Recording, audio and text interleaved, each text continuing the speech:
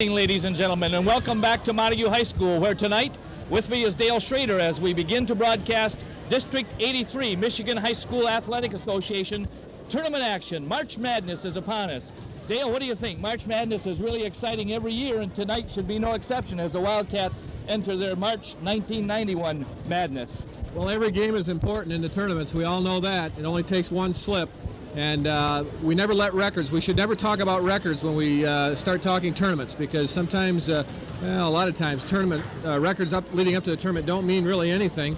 And I'm sure Hart comes in here tonight not having had the best regular season record, and yet they're looking to pull a big upset. And on the other hand, Montague has to think about not being a prey to that upset. So it'll be an exciting ball game. It surely will. And we, of course, know that the host Montague Wildcats are the West Michigan Conference champions for the 4th season in a row. Actually, that's where I don't know if the camera lady has Pat fill in on the camera, the Quad Squad. We're calling ourselves the Quad Squad, having 4 consecutive championships in the West Michigan Conference, although we had to share part of that time too. But that's kind of exciting, Dale, to be 4-time conference champions. A nice article in last night's Chronicle about Coach Tate and his record with us and over his coaching career. And people, whether or not they follow White Lake and Montague basketball, have to admire a person like Coach Tate to have compiled that sort of record and been the kind of person he is with kids over the course of his entire coaching career. Well, it's been an enviable record. Many schools would have just loved to have had that kind of record for the last 4 years, and I might add we've won the district crown 3 years in a row as well. So we're going for our 4th straight district crown, and it's been more than just wins and losses, as you said. Coach Tate and Coach Schlaff, too, have spent a lot of time in developing character and creating a well-rounded person when they're working with these kids. And I just think that there's so much more that can be said about the job that they've done during the course of the last 4 years. And as far as the students or the players are concerned, there have to be a lot of mixed emotions going through their minds. They know, both the Pirates and the Wildcats know, that if they lose tonight, it's all over if you're a senior. And so even more incentive is associated with tonight's game. That's correct. Well, Dale, I think we're going to go down on courtside now for pregame festivities as the Michigan High School Athletic Season District Tournament in Montague is about to get underway. We'll have the starting lineups following the national anthem on court. We have several of the leading conference statistic people on the floor tonight, both for the Wildcats and for the Pirates, of course, and we'll talk more about that as the evening progresses. We're glad you're with us, fans. We're glad that you've come for the exciting tournament action, and we hope you've enjoyed our broadcast throughout the season.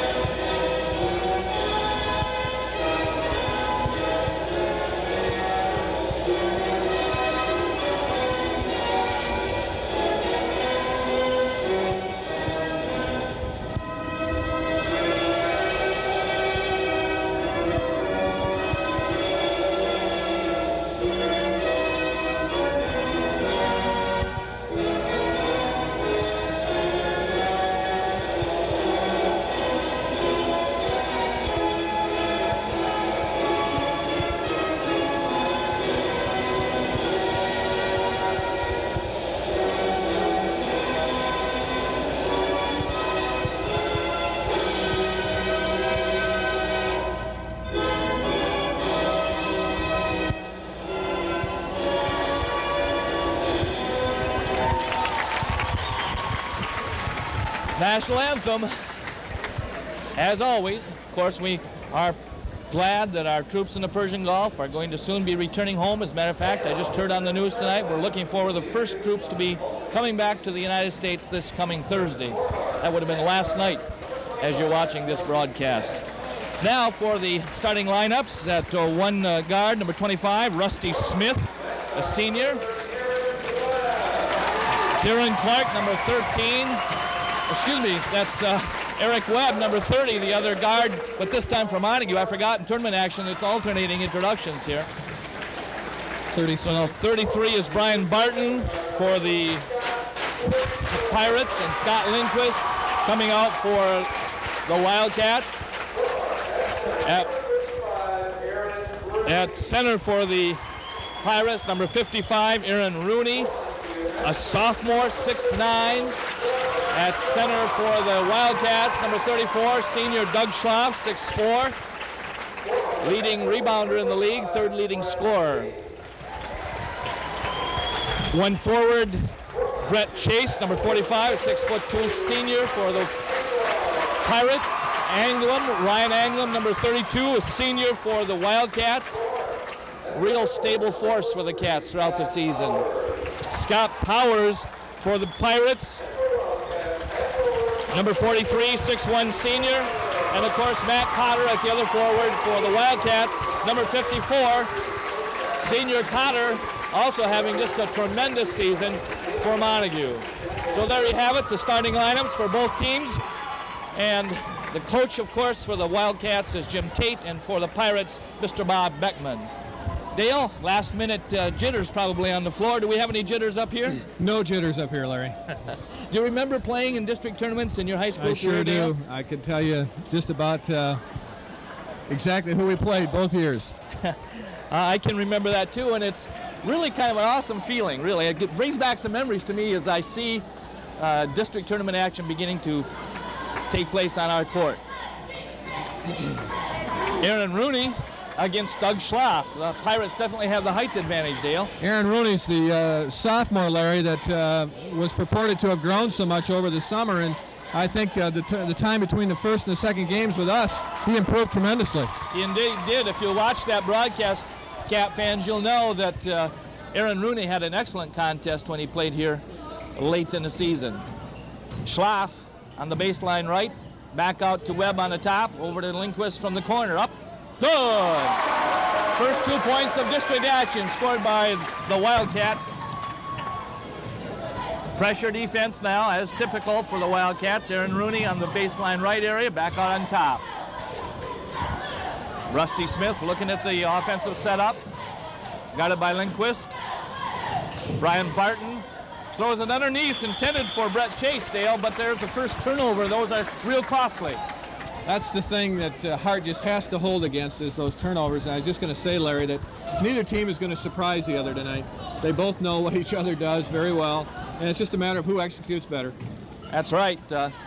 And what is the story on third time around in one season? Some people say it's really difficult to beat a team the third time around in a given season. Well, we've talked about that on occasion. I think certainly it has something to do with the caliber of your teams and how close they are in ability. And there is a theory that it's awfully hard to beat a good team 3 times. Well, Rooney has it on a baseline, looking back to Chase. I think he's going to find himself in a traveling position there. Scott Powers, that was. My apologies. Scott Powers called for the travel. So the Pirates have had 2 possessions and turned it over both times. Turned it over both times, right. If you're Bob Beckman, you don't like to see your team get off to that kind of a start. Schlaff in the paint. Dribbles back out, puts it up off the glass, in. Nice bank shot. Doug can go so well, Larry, either to his left or to his right. It doesn't seem to matter. Well, the Wildcats trying to steal that ball, knocked away by Lindquist, and the Pirates finally get it back. Almost another steal, and it is now by Eric Webb, but the Pirates save it. Back down the other end already is the ball, and into the bucket goes number 45, Brett Chase. That's a great play by Rusty Smith down here on the our right side. He literally saved it blindside. Didn't know who he was saving it to, but it was a good play by Rusty. Sometimes you say to the players, don't do that on your defensive end, but worked out fine for the Pirates that time. He just made sure that he flicked the ball far enough. There's no way that he's going to be able to. Whoa, nice move by Doug underneath, but just a little bit hard off the board. That'll be an interesting matchup, Larry, with Doug on Aaron Rooney. Rusty Smith comes up short. Wildcats come away the ball as Ryan Anglem sticks with it, brings it up for Scott Lindquist, who puts it up short this time off the front of the rim. Lindquist can't quite control, and out of bounds it'll be to the Pirates. Scott was a little unsure, wasn't he there, Larry, as far as who touched it last? I think so, yeah. As was I. I had no idea. I think he made the right decision anyway. Well, Schlaff steals the ball anyway for the Wildcats. That's 3 turnovers for the Pirates tonight at least. Off the glass. Oh, nice. Beautiful move that time by Ryan Anglem. Now, Dale, we wouldn't have seen Ryan Anglem make that specific move last season. He's worked hard throughout the summer, of course, and throughout this season, and that's the result. And that's what makes the Cats so tough to stop, because they've got any number of individuals that can make those kinds of individual moves, and it's not like they have to go to one player. They're so multi-dimensional. It's got to be scary if you're sitting on the opposing bench. Right, you are. Ryan misses the free throw, but the Cats will come back. Pirates get it across the timeline with Rusty Smith, senior point maker, playmaker for the Pirates, and now it's number 43, Scott Powers, getting the layup for the Pirates, making it 6-4 Montague with 4:54 remaining in the first quarter. Anglem once again into Schlaff, the turnaround. Schlaff looking to go through the paint, has it knocked out of bounds by Rooney. They're really sagging off on Duggan there, Larry. They're playing a zone, and it's just, when that ball goes inside to Doug, there's about 2 or 3 guys collapsing right on him. Of course, as you mentioned earlier, everybody knows what the Wildcats are going to do. Absolutely. And one of the big mainstays, of course, for the Cats has been Doug Schlaff on the inside, or Matt Cotter on the inside, for that matter. Well, we missed that shot, and the Pirates, in the person of Rusty Smith, come back and have it go out of the rim. Eric Webb with the rebound. Shot no good, knocked out of bounds by 2 Pirates, Rusty Smith and Brian Barton. That was a break for us. They both had position, and they literally fought each other for it. Right. Schneider. Nice move by Mark. Nice move. Misses the inside shot. Good block by Aaron Rooney there, Larry. That's right. That's something we wouldn't have seen earlier, I don't believe. You're right. We're going to have a blocking foul called on Brad Tate, who also came into the contest when Ryan was at the line a minute ago. So with 4:15 remaining in the first quarter, the score also remains 6-4 Wildcats. 4 minutes gone, only 6 points scored for the Cats, but you never know when they're going to break loose. Well, we've seen any number of times the end of the first quarter, beginning of the second quarter, the Cats can just explode. Eric Webb hustling the ball against the Pirates, almost knocks it away, gets underneath the Rooney, however, and I think Rooney is going to draw the personal. I think that's a good call, Larry. It looked like Doug hit him with his elbow, actually. Right. He didn't have a hand on the ball. If he just had a hand on the ball, more than likely it wouldn't have been called, but I think he clearly was a foul. Should give credit to number 33, Brian Barton, for a nice pass to the inside that time. Yes, nice court sense, good eye by Barton. Rooney with his first 2 free throws in district tournament play as a varsity player, I would guess. He wasn't on the varsity last year, we're sure. I don't believe he was. Sophomore. This is the first, but is good on the second.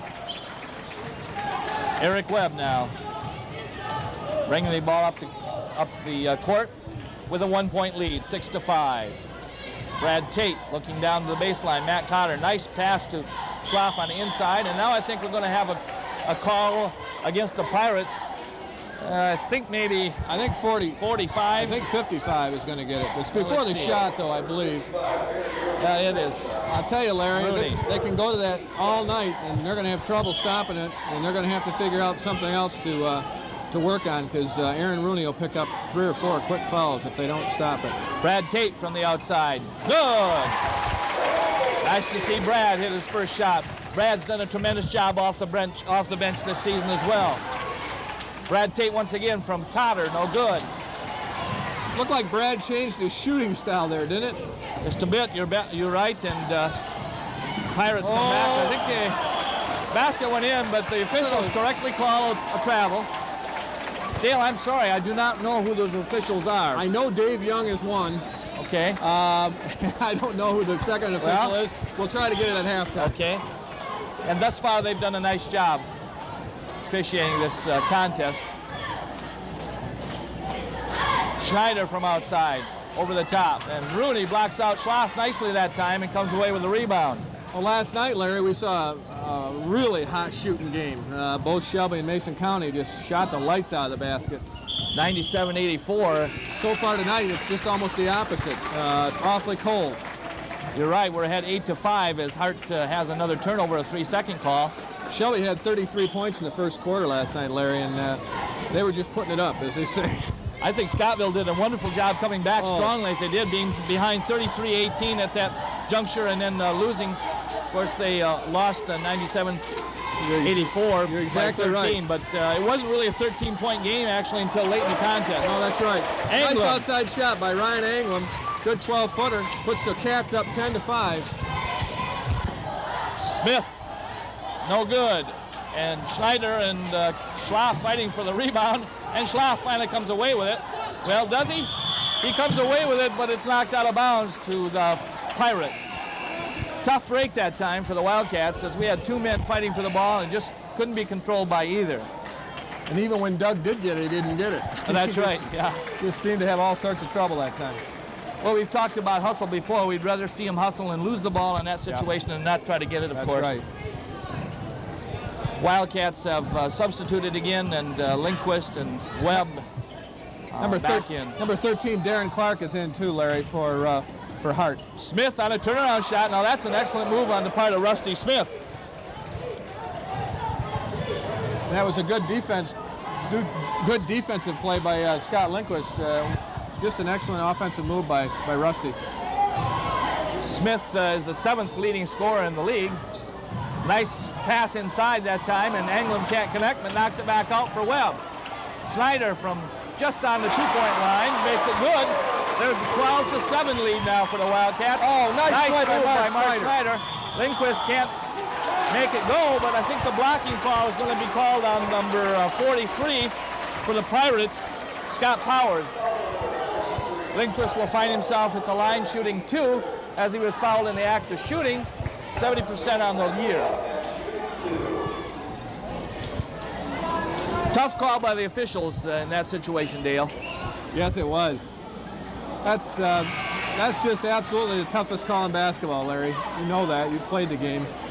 It's really difficult to make a decision, a judgment as to whether the defensive player did have position.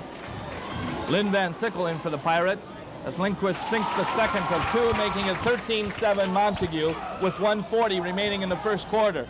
Schlaff is going to knock that one away, and I think he's going to be called for the personal foul. Am I right there? Yes, that's his second too, Larry, I believe.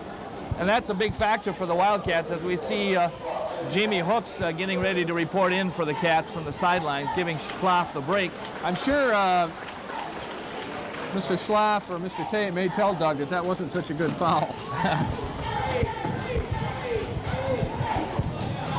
Darren Clark, guarded by Lindquist, turns left, gets it back out to Chase, in and out, and the Wildcats control their defensive boards. Ahead it goes to Anglem, who picks it up after almost losing it. And now it's going to be finally controlled by Rusty Smith, number 25, the Hart senior. I thought we were in volleyball, Larry. Yes, it certainly looked like it. Outside, over the top is Rusty Smith this time. Jamie Hooks with the rebound. Nice position that time by Jamie.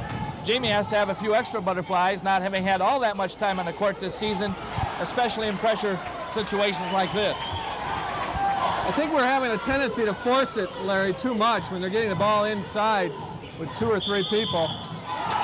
Offensive foul is going to be the charge on that call. Or that call on the charge there, excuse me, as number 13, Darren Clark, tried to run by Eric Webb. And Webb, so the official said established position. Brad Tate in again for Lindquist with 44 seconds remaining in the first quarter, 13-7 Montague. Wildcats bringing the ball up. The official stops play, as you'll notice. Maybe you weren't able to notice, but the net was tangled up, and of course, the rule is that the net must be free at all times. Good move on the part of the official there, Dale. Of course, you being an official probably think that's good all the time, right? Well, I used to jump up, Larry, and get I those see, myself. okay. Cross-court pass picked off by 43 Chase. Over the top, and Webb can't control it. Pirates having trouble hitting the bucket, and Matt Cotter trying to come up with it. And he's going to be able to draw the personal, I believe, on the Pirates. And Matt Cotter will find himself at the line for a 1 and bonus situation. We don't seem to be able to get a handle on the ball too much here, Larry. No, we don't. We've seen that a number of times. As a matter of fact, I think we've seen it more tonight than we've seen it in any given quarter probably all season long. I'm going to hang on to the microphone with 2 hands. Good choice, Dale. Cotter at the Wildcat line. And Matt's a good shooter from the line, 78% of his free throws, and he's 8th in the league from the charity stripe. Wildcats are led by Schlaff at 85% approximately from the line. He's 1st in the league. Tate is 5th, Schneider 6th, and Cotter, we see just sinking those 2 at position number 8 in the league. Nice. We got a break down here. Time. Number 15 makes it good. That's Van Sickle, Len Van Sickle, with the nice pass from down court. Well, Eric Webb tried a 3-pointer at the end of the quarter, fell short, but the Wildcats sport a 6-point lead at the end of the first quarter, 15-9, Dale. Not a quarter that the Wildcats would like to put up in their memory books as the best quarter they've ever played, certainly. And as an example, right then, at the end of that quarter, I don't know what, there was no guard back. There was a big man back, but Eric Webb moved up, left his half-court spot, and a person for Hart just trailed right down, and they made a long pass, and he made a nice about a 7 or 8 foot jump shot in. So a lot of breakdowns. We're going to have to play better than this, and I think, and obviously we can play better than this. Well, we certainly can, and we need to. You know, you mentioned that the Pirates don't have a tremendous record, but again, you also mentioned the records. You really, nobody has any record as of tonight. It's 0-0. It's 0-0. That's it. That's and right. So both teams need to think positively about a restart. And of course, we know the Pirates gave the Wildcats some difficulty in both the other contests during the regular season. We came out victorious, but it wasn't easy. No, that's correct, especially up at Hart. We had our problems. In that third quarter, I recall, I think we may have scored 3 points. Exactly, 1 3-point shot. One 3-point shot was the extent of it. So Hart's scrappy. They're going to be there, and we're going to have to play better than what we played the first quarter. Powers inbounds the ball for the Pirates to start the second quarter. Darren Clark. Chase, nice inside move that time. Hard off the glass, and it's going to be controlled by Ryan Anglem. We got 1 break there. And the Wildcats have a turnover there as Anglem tried to get it across to Jamie Hooks, who couldn't handle it. In defense of Jamie, that pass was a little bit behind him, so that's true. That was a tough pass to handle. Here Chase. we go again. You can see they're breaking that press, Larry. Yes, they are, very nicely. Chase knocked away temporarily by Cotter. Rusty Smith back outside to Van Sickle. Chase once again. Lindquist with the steal, but he throws it away immediately down court. And we go back the other way. Well, let's see who's got the ball here.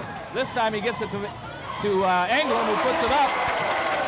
And good, 17-9, Montague. 7:03 remaining, and we have a timeout on the court as Bob Beckman, Coach Beckman, takes that first timeout with 57 seconds gone in the second quarter. What do you see, Dale? I think what he saw was the potential for Montague getting 3 or 4 baskets in a row, especially off a play where there was about 2 or 3 exchanges. That probably was a pretty good timeout, and Montague ended up getting a good basket off that, and all I can say is that he was probably thinking that maybe they'd score 2 or 3 in a row, and then it could be quickly out of reach. It's up to 8 right now. That's right. It'll be in double digits, and you want to stay away from that double digits. You see the Montague fans following out on the court their spirit flag as it goes across the court, taken by T.P. Johnson, who's done that all year. Very admirably, I might add. You'll notice, fans, that when he takes that across the court, he goes in an L direction. That's done purposely so as not to go in front of the opponent's crowd, not to incite them to think that there's a special degree of showing off here. Just a part of the spirit initiated by the Pep Club here at Montague High School this season. I'm glad you mentioned that, Larry. I really had not realized that before, but now that you've said it, I understand that is very considerate. Pirates putting it back into play after the timeout, hoping to have a better result than they had the last time they had possession. Lindquist reaches inside on Rusty Smith, drawing his first personal. And you mentioned something about it, Schlaff thinking maybe he didn't get a really good foul earlier, and it wasn't a wise foul. That probably is an example of the same thing. Might be. I used to do that all the time in high school, though, Larry. I was always called for it, too. They haven't changed, do you? Chase working against Cotter. Inside and back out now is he may be trying to slow it down just a little bit, Larry. I don't know. I don't think you want to get into a running game with Montague. Well, no.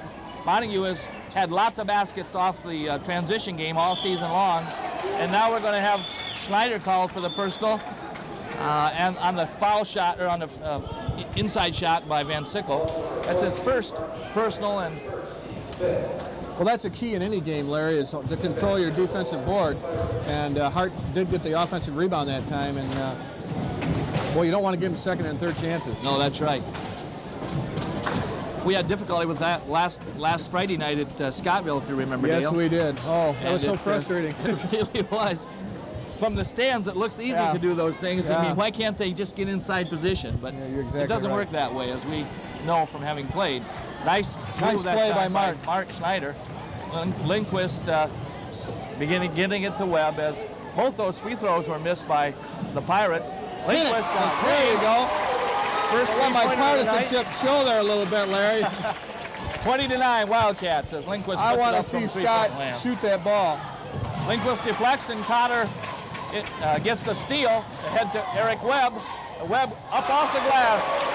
2 points. That was a good no call, too, Larry. The Hart player was close to having a charge. Oh, another turnover. Another turnover. A most unfortunate circumstance there, but they come out of it unscathed as the Wildcats lose the opportunity. Rusty Smith inside to Rooney. Pivot move, no good, and Schlaff battles for the rebound. Smith off the glass, and Schneider picks up his second personal. Second personal within about a minute, Dale. That's correct. For Mark Schneider. That's also the second offensive rebound they've had in the last minute, too. That's right. Brad Tate coming in for Eric Webb. It's too bad we couldn't have converted down there, Larry. We would have had a 15-point lead. It's up to 13 now. 22-9 with 5:42 remaining, and Rusty Smith at the charity stripe.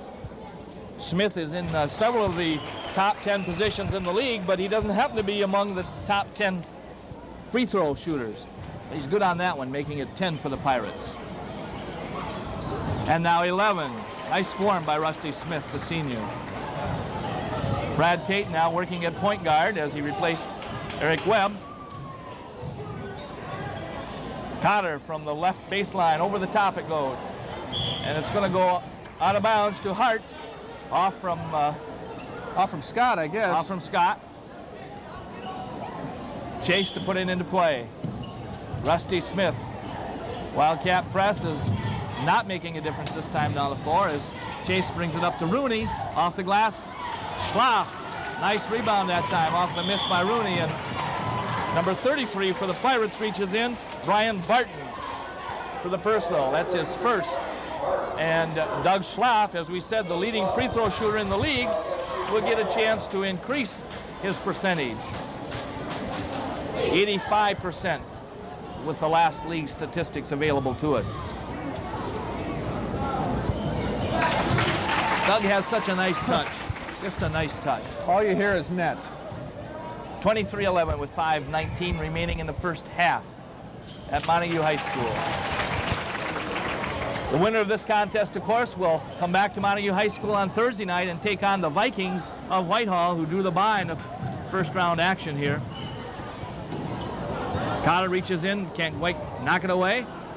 Schneider with another rebound. That's probably 3 or 4 of them. Oh, nice pass. Cotter. Take it away from him, I think. I think they're going to call an offensive foul. No basket. No basket. We're waiting, but I think that is the call. Yes, it is. Lindquist saw Cotter driving right. Beautiful pass, nice by Scott. But we had a little trouble getting to the bucket. 24-11 with 5:01 remaining and another timeout on the court. Well, if you're Coach Tate, the second quarter's got to look a little better to you than the first. things seem to be going a bit better for us at this juncture. Well, we're starting to play our brand of basketball, Larry. We're getting better shots, and movement of the ball is a lot better, I think, in the second quarter, and there haven't been near as many mishandles of the ball. We're still playing pretty good defense. 11 points in 11 minutes of basketball is not too bad. Not bad at all. So we're playing pretty good on our defensive end, which we always do. I was just going to make the point that press that we play, that pressing style of play that we have for 32 minutes a game, really starts to take its toll in the third and fourth quarters. And first part of the game into the halftime, they're able to handle it fairly well, but about the middle of the third quarter, that really starts to take its, as I said, take its toll. Right you are. Well, the Wildcats have scored 24 points. At the end of the regular season, Dale, we had taken 559 shots from the floor. That's an amazing total. All the rest of the opponents put together against us took 421 shots. Well, and it shows you how many. There's a good steal. Nice steal by Jamie Hooks ahead to Lindquist. Grabbing around Smith. Off the glass. Play. Good. Nice steal by Jamie Hooks back down court. Made that happen. Lindquist with the basket, and now Smith comes back for the Pirates. Rusty, of course, among the leading scorers in the conference. Inside from Lindquist to Anglem. Nice turnaround, but it goes off the back of the rim this time. Lindquist with the steal. Ahead to Anglem. Anglem has it go off the side and out of bounds to the Pirates.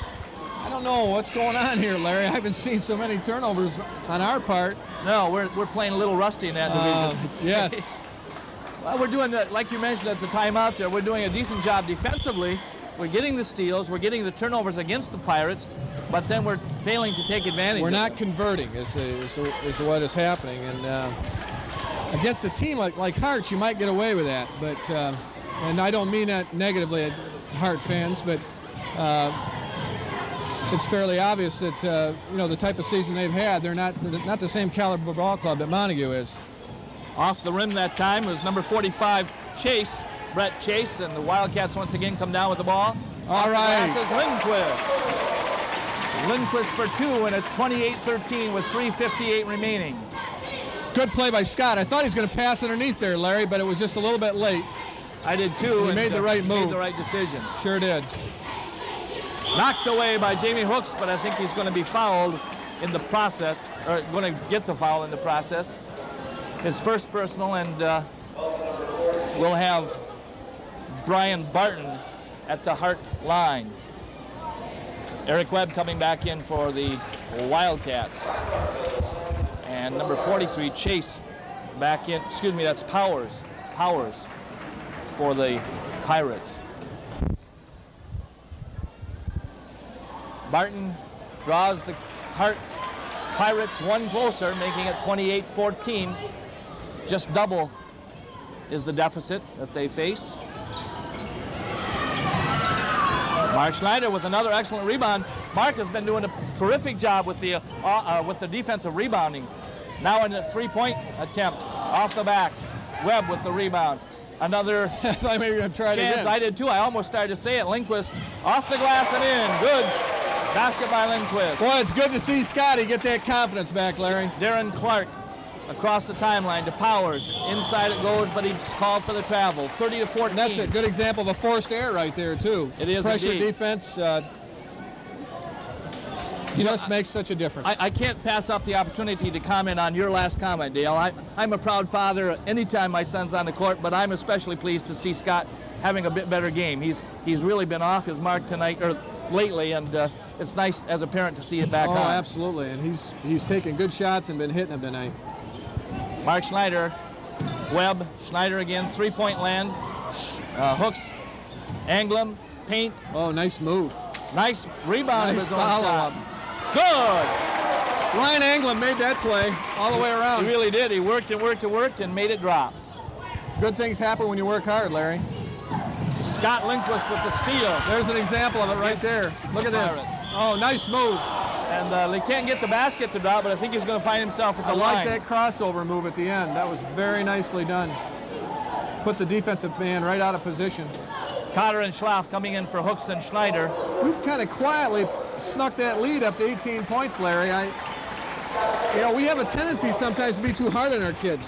Yeah, that's true. When they don't score every right. time when they get the ball, and they don't steal the pass every time that they're on defense, or they don't get every defensive rebound, we think, well, what's wrong? Right. But they're up by 18, and they've only allowed Hart 14 points in almost a half a basketball. So we have 2:38 left here in the second quarter. So it's been a fairly successful half. Lindquist good on 1 of 2 from the line, shooting 50% from the line tonight. Anytime you hold the opponents to 14 points at this point in the game, you're doing a good job. You bet you are. You're doing a good job defensively. Last night they had 14 points in the first 2 minutes. That's right.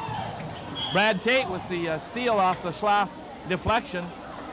Nice move by Tate that time, taking it strong to the glass, and he drew the personal. That's where we can go 7 or 8 players, Larry, and make such an impact. We're not a 5-man team at all, and Jim has played 8 people tonight already of his 11-man roster. Correct. Tate good from the line. We mentioned Tate being among the leaders. He's 5th in the league at 82% for the season. I can remember one time earlier in the season, Dale, at a technical foul situation where some people might have questioned taking the person at the line out who had just made the 2 free throws and putting Tate in. But, when you have an 80+% shooter at the line, you go with the percentage. That's right. That's exactly what Coach Tate did in that case. And, of course, it paid off. The free throws were made by Tate. We have an over and back call there. Now, maybe it wasn't over back. Maybe he said it was just out of bounds, Dale. Oh, I think maybe it was out of bounds. Before it was over and back. I don't know. Does he have to be in possession? I'm not sure that they would have said the Hart player was in possession. I'm not sure they would have said that he was in possession. I don't. At any rate, Montague gets the ball. Don't put me in the spot because you don't have your stripes on tonight, so you're all set, Dale. You're right. Pass is errant that time. The Wildcats scrambling for it, and it's going to be finally thrown into Rusty Smith. Nice save that time by number 13, Darren Clark. Smith. Well, the Wildcats are going to have Schlaff pick it up on the cross-court pass that didn't go anywhere the Pirates wanted it to. Nice. I don't think he's going to count it. Darren Clark gets the foul, but he is going to count it. Basket is going to be given to Schlaff. 37-14 is the score, with 1:35 remaining in the first half. It's just a good thing I don't referee anymore. Yeah, well, I just said you don't have the stripes on, so you're forgiven. It looked to me like he made the foul on the move in, but we'll take it. We're up by 23 points with 1:35 left. Doug Schlaff at the line shooting 1. That was an awfully nice move. Yes, it was. Schlaff, 3 in a row now from the charity stripe for him tonight. Rusty Smith, boy, they depend on Rusty Smith. Oh, he brings the ball up. He's certainly their leading scorer, leading shooter. Inside, knocked away by Tate, nicely. Picked up by Anglem, ahead to Lindquist. Lindquist over to Schlaff, up off the glass, good! 40-14, 26-point lead for the Wildcats. Down the court that time, we're the Pirates. And we have a foul called on Scott Lindquist, I think, maybe as the shot was blocked. I think maybe he's going to get it on Ryan Anglem first. I don't know how it could have possibly been. Yeah, I think you're right. I think it is Ryan Anglem. Yeah, Ryan Anglem. That's his first. Wildcats have no one in foul trouble. Schlaff has 2, and I think no one else has 2. No, I don't. Well, yes, right. That's correct. I can't remember the Pirates for sure, but they're not in any danger at this point. Trouble at either. least. There haven't been that many fouls called. No, there haven't. You're right. Scott Powers at the charity stripe for the Pirates. Makes it 15 with 1:08 to go. They've scored 15 points in the first half against 40 for the Wildcats. Now you want to explain that to the fans, Dale? Well, when he was administered the pass for the second shot, he dropped the ball and went over the line, and he created a violation when he went over the line. So, how could a player avoid having that call made against him, Dale? He could ask the official to go get the ball. Right. So, and that was a decision that Powers should have made that time, but in his anxiousness to get the ball back, he was this a test, over. Larry? Yeah, right. And you're 100%, of course, Dale. You have an A for the day. I got full mastery of that one. Okay. Lindquist into hooks and back to Lindquist. That's really a good point, Larry. That if he had been thinking about it, he could have eliminated the turnover. Shot was blocked. It's blocked. On Cotter, I mean. Open man didn't see the shot, and as a result, the Wildcats take possession. Lindquist driving against. A move. Oh, misses that layup. Nice Tate move. picks it up. No good. Those Wildcat hands, Larry, tonight are quick. They're creating a lot of tipped passes. Ty Mahinsky brought the ball up for the Pirates. Bob Beckman, we should note, has played a lot of players as well. 14 seconds left. Underneath it goes. Up, no good. And there's going to be a foul underneath. I'm not sure. I think it's going to go on Rusty Smith. Smith, Larry. Rusty I'm not sure. It looked to me like he got somebody from behind. I don't know if it was Tate or Anglem. At any rate, the Wildcats are going to find themselves at the free throw line once again. Be Ryan Anglem at the line. 8 seconds left in the second quarter. 25-point lead, 40-15, with a chance for 2 more.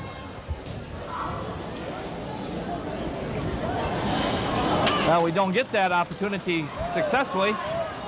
Smith ahead, chase from way outside, off the bottom of the backboard. And that was Powers on that last shot. But the score at halftime is Montague 40 and Hart 15. Well, if you're a Pirate fan, you have to be quite disappointed coming into district tournament play. You're only scoring 15 points in the first half. But if you're a Wildcat fan, you're glad, of course, that we've built that 25-point lead. And I think there was some concern in the heart of some Wildcat fans about how we'd react after last Friday's contest at Scottville. If you saw that contest, fans, you know that the Wildcats didn't play their best game, far from it. And tonight, of course, we're hoping to come back strong. We have played better, although the turnovers have been a factor. That may be a factor in the first couple of minutes of the game, Larry, where we were just a little bit tight. It's hard to say, but I think in the second quarter we started to play our brand of basketball again and really broke the game open. I think we were up by 27 maybe at one time, but it's a 25-point lead, very comfortable at halftime. And these kind of games kind of always scare me a little bit, because when one team is supposed to win, quote unquote, that's when you can be so primed for an upset. And yet, as it's going right now tonight, it looks like it might be a very comfortable win for the Wildcats. Well, we see that kind of a concern or fear at all levels. You think about the college teams that face upsets from time to time. You think about the Pistons. Hometown Pistons, more or less, have lost some battles the last couple of weeks here to teams that don't sport good records. The right. Miami Heat, I don't think, I don't know what the record was the time they lost, and Charlotte, but it wasn't great, at least. No. And so the Hart Pirates, of course, have to come in very confident that they are, as we said before, 0-0. It's time to be 1-0 from their point of view. Well, the fans here are relaxing at halftime. We have a comfortable crowd tonight, not nearly as much as we had last night for the contest between Scottville and Shelby, but a comfortable crowd. And Hart brought quite a few people with them. That section filled up quickly just before the start of the game, Dale. We commented that there weren't that many here, but they have a nice following with them, especially with the kind of season they've had. Let's talk a minute about the tournament, Dale. I know that last night we said Scottville lost to Shelby by 13. Who do they go on and play? This is another test. Right, another test. Well, the Shelby Tigers tomorrow night, Wednesday night. I'm not sure when this is going to be broadcast, but Wednesday night, the Shelby Tigers will play Hesperia, and that game will start at 7 o'clock here at Montague High School. And then Thursday night, of course, the winner of the game we're watching right now, either Montague or Hart, will play the Whitehall Vikings at 7 o'clock on Thursday evening. And then on Saturday evening at 7:30, the winner of the Shelby Hesperia game will play the winner of the Whitehall Montague or Whitehall Hart game. And this is really rated one of the top districts in the area. The quality of the teams here and the quality of the individuals really is superb. And so if you can get out to enjoy some of the action the next couple of nights, you won't be disappointed. Last night's game was very, very exciting, and I'm sure that the rest of the games here at Montague High School are going to be the same. I'm sure you're right, and we note that Coach Kim Griffin is here tonight scouting this game, hoping he gets another shot at the Wildcats, I'm sure. Two disappointing losses to to Montague this year, and we mentioned that 3-game problem earlier in the broadcast. I'm sure Coach Griffin is hoping that that syndrome would come true for him. Well, I talked with Kim right after the second loss, and I said, you know, it's likely you're going to have a shot at him again. I said, if you had your druthers, I suppose if you had to lose, it would have been last night, meaning the second loss. And he shook his head, yeah. He said, I'm sure we'll get another shot at him, and you know, they really feel they can beat him, and you know, given how close that second game was, that could have gone either way. Well, you know, it could have. Yes, right down to the wire. And Whitehall always plays very well in our gym. So yes, they do. You know, and Kim has done a good job the last part of the season. That team has stayed together this year, and they're playing some good basketball. They've won a number of games in a row now. I'm not sure how many. I think they have anyway. I'm not sure they've lost any in the last since the Montague game. Maybe. I don't think they have. No. So they've beaten some good teams. They've beaten Shelby. They've beaten Ravenna. That's right, Ravenna, Mason County, and so you know, they're going to come in here not necessarily with revenge on their minds, but they'd like to be the district champions, and that's going to be a good ball game, provided, of course, we get through this game. Right. We don't get too much ahead of ourselves. No, that's true. I also want to take just a minute here to comment about regional action. Whoever comes out of District 83 as district champion will have a bit different scenario that they'll face this year than they have in the last couple of years, and that would include, of course, Montague. In the last couple of years, the district winner here has gone to Godwin Heights and played in that regional. This year, we have a different pattern. Are you able to take that test? I think so. We're going to, whoever wins this district will participate in the regional at Montebello, I believe. That's right. Edmore, Montebello. That's right. And don't ask me where it is, though. I know it's in the center. It's at Edmore. It's at Edmore. It's at Edmore, right. And we'll be participating, I think, with the winner of the Kent City Regional there. Well, I think it's the Nuevo. Is it the Nuevo Regional? Yeah. Okay, or the Nuevo District. Nuevo hosts their own district. And there was an upset there last night, There certainly too. was. Grant over Nuevo. That's correct. Matter of fact, we commented about that contest last time we were on the air when we broadcast the Nuevo game. That's right. And that's another example of records. Nuevo was, I believe, like 14-6 going into the district tournament. Second in their league. That's right. And Grant was near the bottom of the Nuevo County Athletic Association, pulled a big upset. Big upset. I think they're 7-14 now after last night. And there are a total of 4 teams in that regional, and I'm not sure where the other 2 are coming from. Neither am I. But you know, from what I've heard people say, the regional might not be as strong this year as it's been when we've gone down to Godwin Heights. There have been some awfully good teams down at Godwin Heights. Right. Calvin Granville Christian being one of them, and Grant one year was down there. Yep. And of course, Oak Ridge was there last year and upset the Wildcats. Upset us, so anyway, it'll be interesting to see how well the team from this district does at that regional, because I think the team that comes out of this district has a good shot at being regional champs. Well, Dale, I want to just switch gears for 1 minute here. We have a few minutes left before the second half begins, but let's switch gears and talk about volleyball. You know a little bit about that, too. Volleyball. We were here last Saturday, both you and I, and saw a first time ever happening occur right here in our gym. Our girls volleyball team, having had an excellent season, I think they were something like 20-6 overall during regular season, emerged victorious with a district crown for the first time. And the second weekend in a row that they've won a tournament.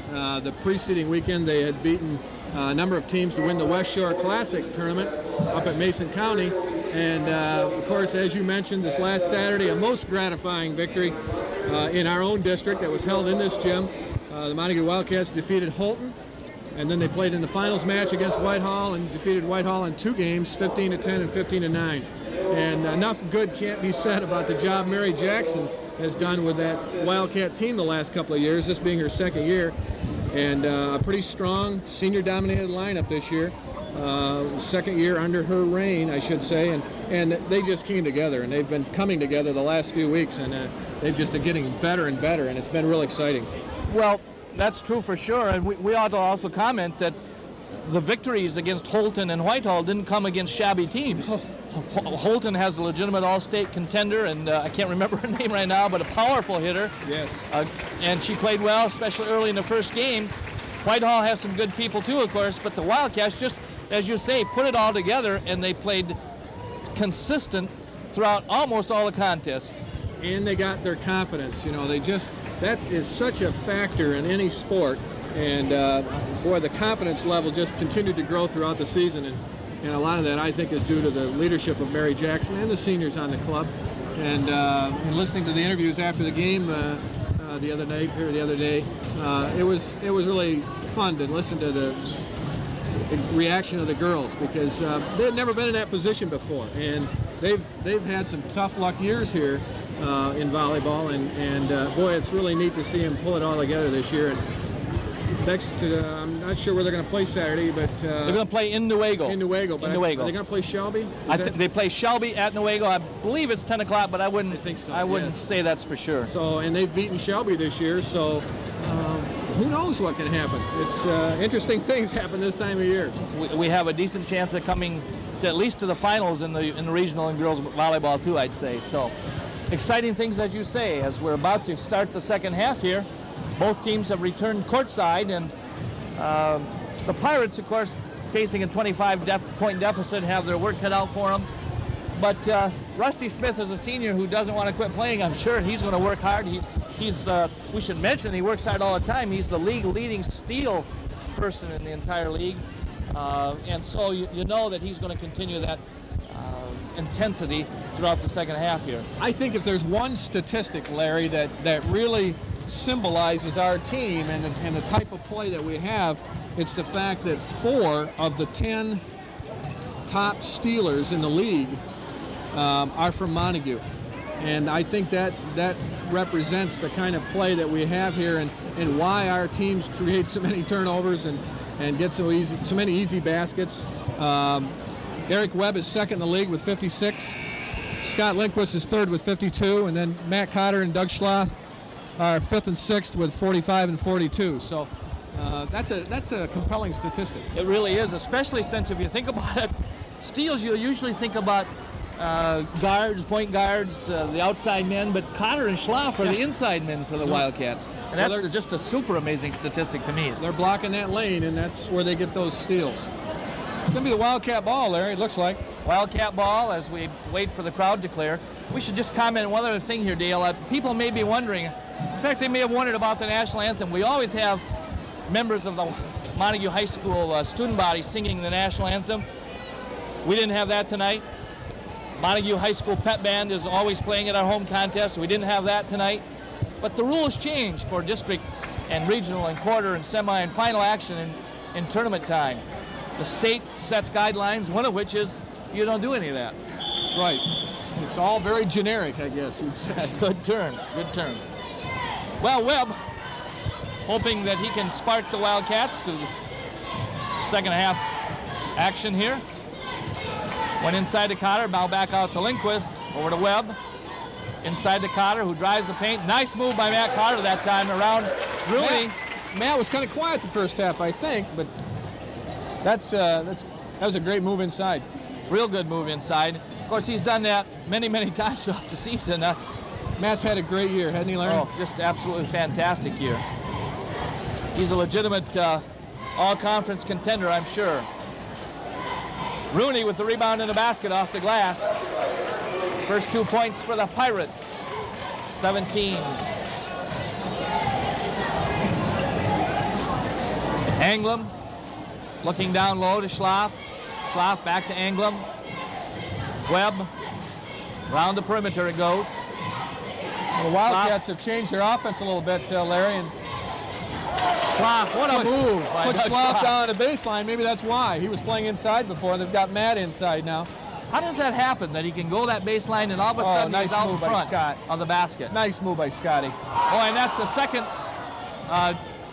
in-close shot that he's missed tonight. I think we're going to have a white ball. That's white good ball. call. I think so, yeah. Scott had the right idea and hit it off the hard play, Right. and it bounced right back and hit him. And he may have been out of bounds when he caught it, too. But at any rate, it's Pirate ball. Rusty Smith working against the Wildcat defense. Pirates get it across. Underneath it goes. Back outside to Chase. Rooney off the glass. Good again. So Rooney has 4 quick points for the Pirates with 6:18 remaining in the third quarter. 44-19 Montague. Cotter this time has it knocked away by Rusty Smith, who gets it back. 3-point land. No good off the side of the rim. And Anglem Nice hustle by Ryan Anglem. Cotter ahead to Lindquist, who can't control it. Again, the pass is a little bit behind and goes out of bounds to the Pirates. In for Montague, Schneider, and Tate. Well, if we've had a weakness tonight, it's been our passing a little bit. So it has. Passes, but it has indeed.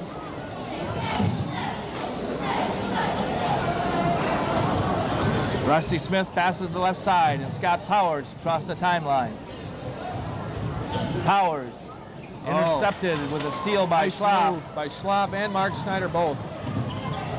There's another example of two bad passes on the part of the Wildcats, and Scott Powers comes away with it for the Pirates. Sometimes our players are so unselfish, Larry, that they give up halfway decent shots. Right. There, the Hart Pirates missed two inside shots, but excellent perseverance that time by number 45, Brett Chase, nets the basket. 23-point lead for the Wildcats, 44-21 with 5:13 remaining. 4 seniors and a junior on the court right now for the Montague Wildcats, and Schlaff with the paint turnaround makes it 46-21. You can bet that both the Whitehall and Shelby coaches saw that move inside by Doug, and that's one thing they definitely want to stop. They don't want to give him those 4 or 5 foot shots. Well, every opposing coach knows that one of the keys to Wildcat victories is Schlaff underneath, Cotter underneath. One of the keys to their stopping that is to control the boards, control Schlaff, control Cotter, and they have to be worried about those things each contest. I want to just take a minute here to, as Doug goes off the court, having gotten his 3rd personal tonight. It's the first team, but 33, Brian Barton will be at the line. We probably have 2 of the best substitute men on the court early in the second half here, in the person of Brad Tate and Mark Schneider. We've commented about Mark Schneider quite a bit this season, but Brad Tate has done a great job for the Wildcats too. He scored several points in important parts of contests. And of course, it's nice to have somebody that can control the ball like Brad can as well. Well, that 6th person or 7th person, Larry, you know, their role is to come in and give a lift where it's needed. Might be to score a couple of quick baskets, might be to make a steal, whatever's needed at that time. And as you said so well, both Brad and Mark have played those roles beautifully this year. Cotter on the inside, up, blocked by Rooney. Rusty Smith retrieves it. Scott Powers from the right side looking inside to Rooney, but he's covered by Hooks. This is a point in time, Larry, where they're going to want to make a move. They're going to want to... Okay, knocked out of bounds, and Pirates will control. At this point in time, they're going to want to get the lead down to under 20. It's been 24-25 for the entire second half. 4 minutes gone already. They've got to make a move fairly fast. They have to chip away at it just like that, as Rooney has their 6th point. His 6th point of the half. He's got about a 5-inch height advantage over Jamie. 6'9" is a tremendous height to have underneath that bucket when it comes to rebounding, of course. Brad Tate misses a 3-pointer that time, and Rooney gets the rebound. Pirates chase left side into Rooney. Good. And they're going to have to do something to stop that inside move with Rooney for the 20-point lead. You mentioned the 20-point mark a minute ago. And there it is. Well, we've got 3 of our starters out, so. Nice. Boy, nobody wanted that one. Smith. Rusty Smith draws the personal as Brad Tate fouls as the shot is up and good. 18 points, Dale, with a chance to make it 17 as Webb and Schlaff get ready to come back in for the Wildcats. I think on the inside, Dale, Jamie, in that last time before last down court, Jamie Hooks came around to try and front Rooney, knocked it away. We need to come up on the backside of Rooney too, so if he does get it, we're going to be able to cut that drive off to the basket. Smith, no good that time, and Anglin with another good inside rebound, ahead to Lindquist. Inside to Anglin as he goes by. Lindquist, no good off the glass. Schlaff, good. Good basket by Schlaff. How quickly Rebounding kept that alive. How quickly it can just change. Hart must have scored at least 6-8 points in a row there, and now we have a chance to to get a three-point play and stem the flow, if it will. Schlaff, I don't believe has missed from the line. I hesitated purposely. Don't say it, Larry. Don't say it. That's right. Scott Lindquist against Rusty Smith. Over the top, Anglem intercepts. Webb to the paint. Inside, no good. Going to be knocked out of bounds by Blue. The Hart ball. Couldn't be controlled by Scott there as it was tipped by the Pirates. There goes Rooney out of the game, getting a really nice hand from the Hart crowd, and he's done an excellent job to keep the Pirates in the game the second half. He sure has. Smith this time against Anglem. Ahead it goes to Barton, who's called for the travel. We don't have the number for, or the name for number 35, Larry, and I believe he may be a member of the JV team that they've pulled up. Could well be. Since his name isn't in our program. Not there, and could well be a member of the junior varsity Pirates.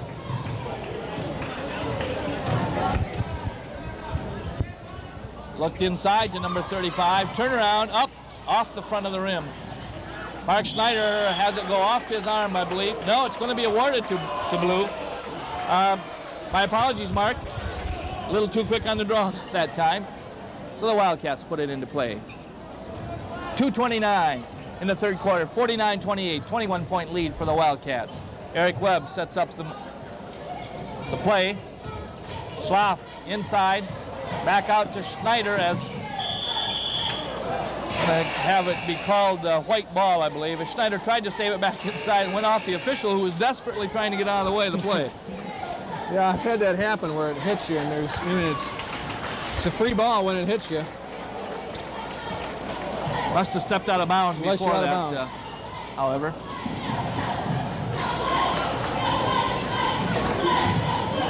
Dan Sickle controlling the play at this moment. Inside it goes to the person we don't know, but it's stolen by Doug Schlaff. Cross to Schneider. Called for the walk is Schneider. Off the glass and in. Nice shot by Mark, but it's for naught. Cotter in for Schneider.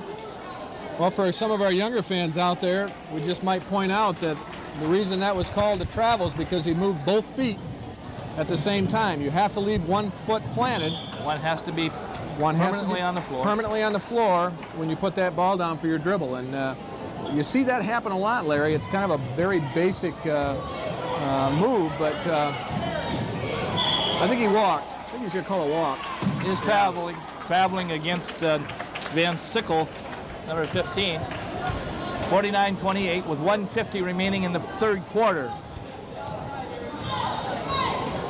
Eric Webb, Ryan Anglem from the left side. Good. That hardly even touched the net. I was thinking the same thing, Larry. Rusty Smith blocked by Lindquist. Underneath. Blue ball. Nice decision by Scott not to try and retrieve it, too. I think Rusty Smith may have hurt himself on that play. Looks like he's slow in getting up there. Awful slow in getting up. Coach Bob Beckman walking on the floor to see what we can find out about his senior star. Well, that was really a nice block by Scott, I believe, coming from behind. Well, it's disappointing to see Rusty Smith heading toward the sideline. We wish him well, hope he'll be back. And I guess he's going to be back right now. I was going to say, that would be a terrible loss for the Hart Pirates if he couldn't finish. Rusty Smith is actually walking toward the Hart Pirate locker room. I don't believe they're going to leave him in. No. And you'll note that Karen Flagstead, the Wildcat trainer, is going in to take a look at the injury. Bob Beckman, the coach of the Pirates, checked with her. She had moved down to the end of the Hart bench to see if she was needed. And indeed, Coach Beckman asked for that assistance. Trainers are an important part of our team, have been for the last several years, in the person of Eric Surge and Lisa Hendrickson and now Karen Flagstead. Any of our fans who saw Jim Tate on a post-game interview a couple weeks back, good shot by Brad Tate. Jim remarked about how important it was to have Karen here for Doug's injury over at Holton. Right. Her assistants helped respond, have Doug respond to that treatment quite well. inside move over the top, and we're going to have a foul called unintentional error. Ryan Anglin just couldn't quite get control as the Pirate went by him. So the Wildcats are called for that personal. It's his second, and I believe the second team foul as well. Jamie Hooks and Mark Schneider back in for the Wildcats. One of the things that bothers me about a game like this, Larry, when it gets into the fourth quarter and it's really a, running out the clock kind of thing, is that you don't want anybody to get hurt. That's right. And especially in the tournaments where there's very little time for an injury to heal. It's very crucial to teams who are winning that they come out of it injury-free. Into Scott Powers. Powers drives the paint. Up. Good. That was a great move by Scott Powers. Good inside. Brad Tate now. Well, we see Karen Flagstead coming back out of the locker room, so we must assume that the injury to Rusty Smith is not severe. Good news. Although I don't see Rusty coming out yet, so. Schneider from just inside the three-point line. Falls short, and we have an inside foul being called on the Pirates, number 43, Scott Powers, as he wrestled for position. Jamie Hooks on the inside wouldn't let up, and that's Powers' second personal. Pirates' second. It's his third personal, excuse me. Cotter. They have a traveling call here against Cotter, so Powers with the ball underneath the Wildcat basket. Now there's Rusty Smith coming back out, Larry. He's walking fairly well now, so. Cotter nice with a play beautiful by Cotter. steal right underneath the Wildcat basket, up and in. That's why he's among the league-leading stealers. Yes. Right there. Nice deflection by Schneider. Well, if I was Greg Means down there, I wouldn't be looking so relaxed. It's his favorite position, I think, but it doesn't seem to be the most safe position. Inside to number 35, turnaround up, good! Hardly looked like he had control of that even, Dale. I think that was the only thing he could possibly do is. Tate up, no good at the buzzer. So with no time remaining in the third quarter, the score Montague 55, Hart 32. And the Wildcats now have a 23-point lead, Dale. They lost but 2 points during that quarter, even though we had some ragged play, especially early in that period. Yeah, it was kind of a nondescript quarter, I guess you'd say. There wasn't a whole lot to describe in it. Jim is giving everybody liberal playing time as much as possible and still maintaining a comfortable margin. So I'm not sure what to tell the fans to look for in the fourth quarter. Well, as you can see, they're across the court from us, enjoying the game, looking out onto the court, hoping the best for their Wildcat players, of course. They must be relatively confident as they look out onto the court. Should, as long as we're panning the crowd here, take a moment to thank our camera person tonight, Mr. Gary Bodine, an excellent job on the camera. Mrs. Pat Finland also assisted on the camera tonight at the start of the game. We appreciate the efforts of both of them to help us broadcast this District 83 tournament action. Pirates to put it in play as we begin the last 8 minutes of the first round action for both teams. Van Sickle has the ball, guarded by Tate. Down low, knocked out of bounds by Lindquist. Good deflection.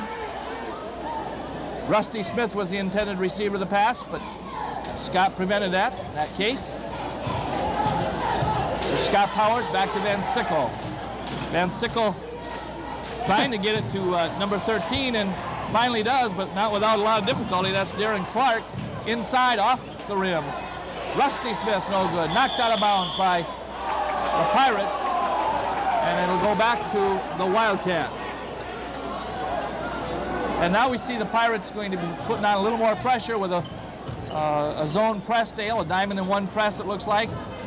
And the Wildcats begin to cross as Schneider gets it back to Tate. Now they drop back into their zone that they've played all night long.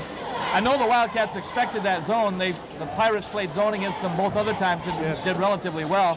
And I know that they practiced against the zone defense last night before they, or while they were getting ready for tonight's game. I think sometimes zones give us more difficulty, Larry, than man-to-man defenses. Well, it more or less prevents us from running our transition game really well, and we're just used to more flow, more action, I think. I think that's when we're the most comfortable. I think the most effective zone I saw this year was Mason County. Oh, excellent. When they played here. Well, actually, they did pretty well Friday night, too. But here, they seemed to really bottle Doug up, the first half especially. Matt Cotter on nice inside. move by Matt. Nice move for the inside basket off the inbounds pass. And I think we're going to have a foul called on Mark Schneider as he was trying to prevent Scott Powers coming up court. Got just a little bit too close. That's his third personal. Eric Webb has come back into the contest as we, there's Lindquist with a steal. That was almost reminiscent of the Schneider steal against Whitehall. Cotter over to Lindquist, up. Good, from the side. I hope that's something that we see a lot of on Thursday night, Larry. Well, I do too, both as a broadcaster and a Wildcat fan and as a parent. Inside position, that's the rebound for Cotter, and Lindquist comes away with the ball after being bothered. Cotter, back to Lindquist.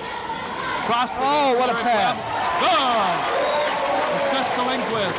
Basket to Webb, and the Wildcats lead by 29 all of a sudden. 61-32, 6:17 remaining. Wildcats averaging about 73 points per game. 72 points per game, excuse me. And they're reaching that mark. On the other hand, Dale, our opponents are averaging about 58 points a game, and the Pirates are not going to get there, I don't think so. No, I believe you're right. Jamie Hooks. They have played better in the second half in terms of scoring more points, but nice pass by Scott. Schlaff over to Anglem now. Paint, Eric from the outside, up. Off the front of the rim, no good. And number 45, Brett Chase, has the rebound. Van Sickle drops it for Rusty Smith. Excuse me, that was Darren Clark. And there's Darren Clark. Short. Well, Brett Chase can't get the drop. He was probably just as surprised as anyone else to see the ball in his hands instead of off the rim or in the bucket. Hart's going to be called for the personal as they draw their fourth personal foul of the quarter, I believe. I think it's actually the third, maybe third. Okay. And it's the fourth for Darren Clark. Clark has been in foul trouble for some time now. Eric Webb getting a nicely deserved hand as he goes off, and Mark Pascavas comes in for the Wildcats. Lindquist also is replaced by Tate, who's bringing the ball up against the Pirates. Tate to the right. Looking inside, it goes to Anglem, back outside. Up, off the front of the rim. Rebounds goes to the Pirates as they pull that one down.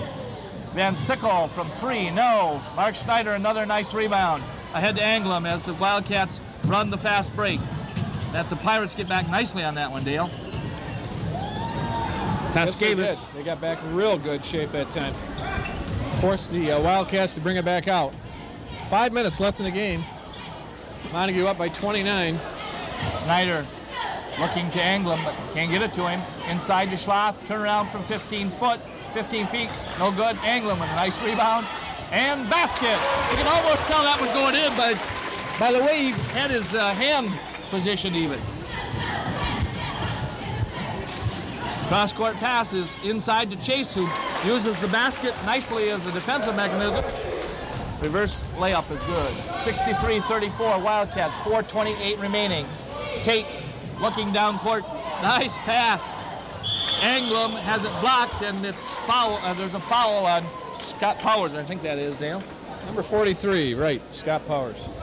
But good eye by Brad Tate that time to kind of draw the defense to him, actually, purposely, I think. The second time we've had that kind of a pass. I'm not sure if the other one was from Scott, too, but good eye contact by Scott. Well, that was Brad Tate. That's right, it was. Brad Tate, sorry. That's right, it was. Excellent pass by Brad, and Ryan gets another chance from the line. That's where it's so important to know what's happening on the court all around you. Blue ball is the call as Mark Snyder and Brett Chase fought for the rebound. Wildcats put it into play as Mark Pascavas looks for Doug Schlaff. Finds him. Schlaff, the baseline drive. Up, no good, and Chase with the foul this time. 4:18 remaining, and now we have the league's leading free throw shooter again at the charity stripe. Pretty quiet crowd tonight, Larry. Well, yes, it is indeed. 29-point difference might have something to do with that. It's not quite the same as if you're up by 5 or even 10. There's not as much excitement in a contest like this, although it's just as important. That was something you don't see very often. No, you don't. You can't blame me, though, because I didn't say That's right. that he would not miss it. That's right. I said he was the leading shooter. That's right. I'll go ahead and blame him. Yeah. Well, that's a rarity for somebody shooting 85%. Chase to put it into play. Scott Powers is going to be called, Schneider is going to be called for the hand check, I believe. That is the call. That'll be Mark's 4th personal. And this last 4 minutes and 17 seconds, Larry, may take a long time. Well, they really are at this rate. Not a lot of excitement on the court when there's a 30-point difference now, and fans aren't really excited that much. No. It's hard for us to be upbeat about it at the same time, but you got to give the Pirates credit. Absolutely. They've hung in there well. They're still hustling. And they've played a couple of sophomores tonight, Larry. So yes, they have. It's a good point. Might be a sign of better things to come for them. Well, they have 5 seniors that they'll be losing, the same as the Wildcats. Jamie Hooks with a nice drive. Nice to see Jamie get that bucket. Pascavas against Smith. Smith from 14, good. Anglin to Tate now to put it into play. 66-38 with 3:54 remaining in the contest. Pascavas down to Schneider, inside to Anglin. Up. Off the glass a little too hard that time, and it won't drop. Scott Powers got it by Tate. Turn around. There's Van Sickle from 19, no good. And Brad Tate hustles for the rebound. Gets it back, but to a Hart player, Scott Powers. Once again, Tate with a nice inside position. Now, that's one thing we didn't mention about Brad before was the rebounding, but nice there he's nice pass. Beautiful pass. That was Brad Tate all the way. Excellent play by Brad Tate. Well, he penetrated just to the right point and then made a nice lobbing pass move into Jamie Hooks, who curled around underneath and laid it in. Beautiful play. It really was. Jamie Hooks got the basket, but Brad Tate set everything up. And the rebound back down. At the Chicago Stadium, they definitely would have announced that assist, I think. I'm sure they would have. That's right. Pascavas drew this first personal, putting Scott Powers at the line. Tate getting a nice hand as replaced by Cody Vander West, another junior Wildcat, getting some playing time here tonight. Anglin for the Wildcats from 17, good. Nice touch by Ryan Anglin that time. We've seen that several times this evening as well as throughout the season. Ball goes off from Brett Chase that time as the pass came in from Brian Barton. And now Coach Bob Beckman emptying his bench, putting an all-new group in the contest. And the Wildcats call a timeout with 2:52 remaining in the game. Nice to see all the players from Hart getting a chance to play, and I'm sure we're going to get all the Wildcats in tonight as well. And they're all in right now. The remaining Wildcats just checked in, Larry, so you're correct. We're going to all see action. When we get back on court, maybe we can catch the names of those Hart players. We know that Jim Sweeney would be the other Wildcat in the lineup. Cody Vander West, we mentioned, came in a while ago, along with Mark Pascavas. And I believe Ryan Anglin is still out there, as is, who's the 5th one? Jamie Hooks. Jamie Hooks, right. So it's Pascavas, Vander West, Anglin, Hooks, and Sweeney for the Pirates, it's Rooney, number 35, who we don't know. Number 21 is Ty Mahinsky, was in briefly in the first half. Darren Clark, the sophomore, and number 11, Jason Shaw. Vanderwest, the right side baseline drive. Reverse layup, no good. And the Pirates come away with it. Mahinsky with that rebound. 13 is Darren Clark, who's called for the carry. Is it proper to call that carrying the ball, or is it palming the ball? Carrying the ball. Carrying the ball. At least that's what I always called it. Well, you haven't failed any other test tonight, so I'm sure you're right. Anglem. Maybe when you played it was called palming. Well, it's been so long ago, though. It could have been called a lot of things way back then. Knocked out of bounds by the Pirates. Anglem to put it into play. Wildcats setting up the inbounds play here. In it goes to Hooks. Up. Good. I believe that's 6 points for Jamie Hooks, Dale. Well, it's great to see him get some time out there, Larry. Indeed it is. He has a good chance of making the Wildcat varsity again next year if he works hard. Short is to Mahinsky. And the ball goes over to Blue. 72-38. 34-point lead now for the Wildcats. 1:58 remaining. We've reached our season scoring average right now, 72 points per game. Anglem, no good. Sweeney, up, no good. Mahinsky, ahead for the Pirates. Wildcats, Bottery and Rooney outside. Left-hand side now, no good. Number 35, up and in. Maybe that portends of things to come. I'm real sure he was on the JV team, so. Tascavas for the Wildcats. They're going to have some good height next year. Yes, they are, with Rooney and number 35. They have a blocking foul here on the Pirates. Darren Clark, I believe, called for the personal. His 5th foul. Played a nice floor game tonight. I don't think he scored a lot of points, but Darren Clark will be back. He's remembered the sophomore that we've been talking about. Cody Vanderwest at the Wildcat line. He's been there several times before. He's had 8 attempts this year from the charity stripe. Misses that one. Pirates now with the ball. Outside three-pointer by Mahinsky. Jamie Hooks with the rebound. Mark Tascavas picking the ball up. Nice pass inside. Nice block by Rooney. Sweeney has the ball taken down on him. 31 from the outside. Bounces over the top. Rooney no good. Rooney again with the ball. Yeah, with 3-second violation, right? That's an easy one to call from up here, Larry. Right. Yeah, I think we ought to mention, I don't think we have number 31 in our program either. No, you're correct, we don't. 31, I would assume also might be a JV player coming up to the varsity level for tonight's contest. And there's a foul by number 31 against Sweeney. So Jim Sweeney will be at the Wildcat line. He's 1 for 3 for the season from the charity stripe. 40 seconds remain, 32-point lead for the Wildcats. Camera person Gary Bodine looks pretty relaxed as he's focusing in on this foul shot.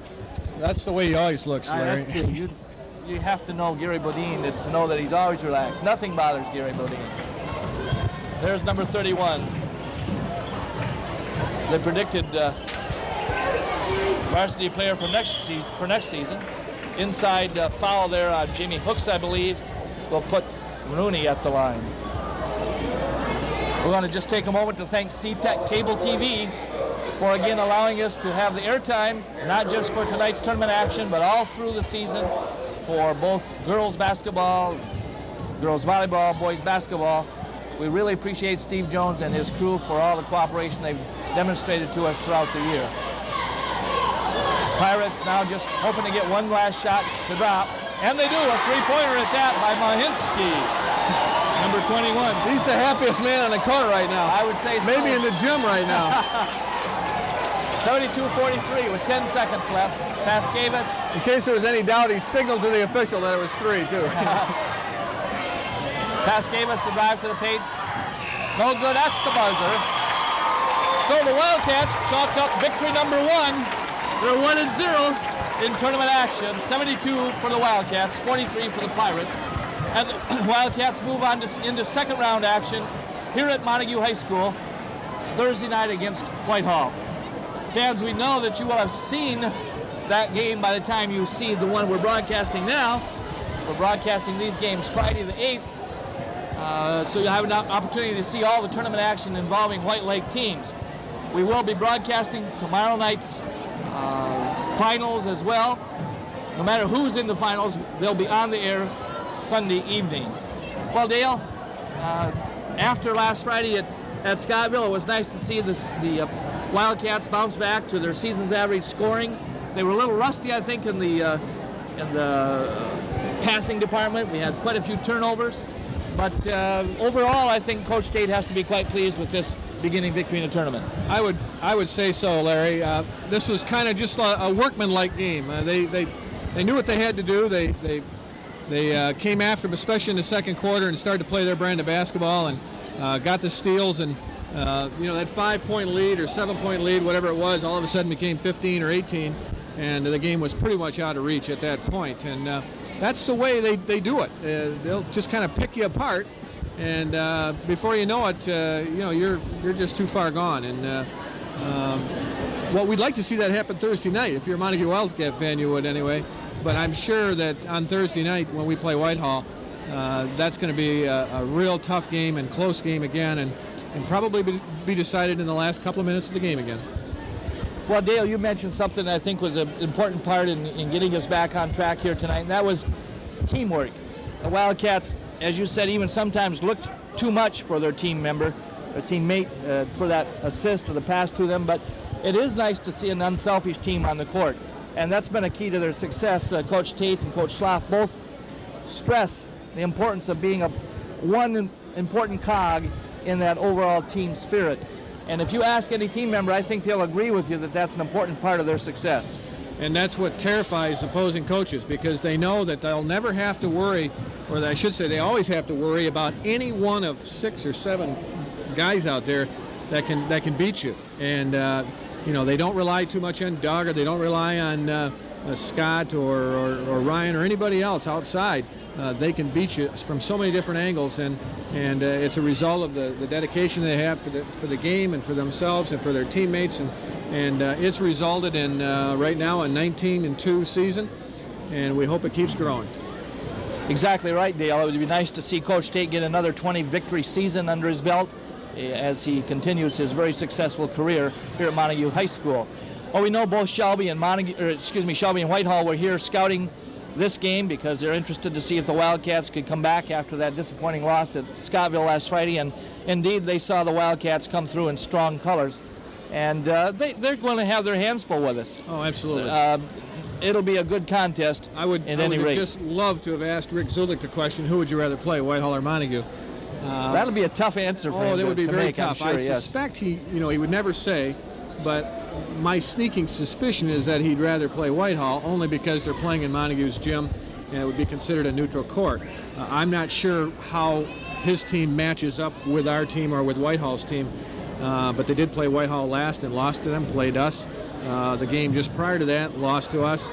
Had a real rough last week of the season, I might add. Yes. But boy, I tell you, they came back last night, and don't count Shelby out. They're going to be here, I'm sure, Saturday night. That's a prediction. Well, they play the Hesperia Panthers Wednesday night, right. Or they played them, we should say, I guess, in past tense.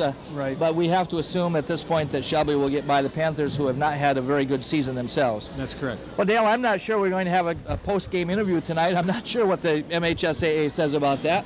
But if we don't, we'll just sign off until next game. Fans, we want to remind you again that the Wildcats emerged victorious tonight, and we thank you for joining us. And again, thanks to CTEC Cable TV for the airtime. Until next time, this is Larry Lindquist, along with Dale Schrader, saying good night from Montague High School.